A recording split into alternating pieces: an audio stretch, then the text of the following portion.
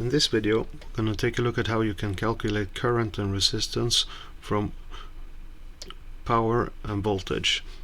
So there's a triangle where you put power on the top and voltage and current, and you just simply hold over the one you want to find. So in my case I want to find the current. Well, it's the power divided by the voltage. So the current would equal power divided by voltage, which would be 1200 watts divided by 230 volts. Now this would give me a current approximately about 5.22 amps. If I wanted to find the resistance as well, I could use Ohm's law, where you have the voltage on top, then you have the current and the resistance.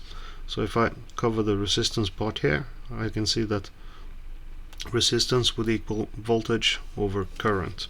So resistance would be then 230 volts over 5.22 amps, which would give me a resistance around 44 ohms.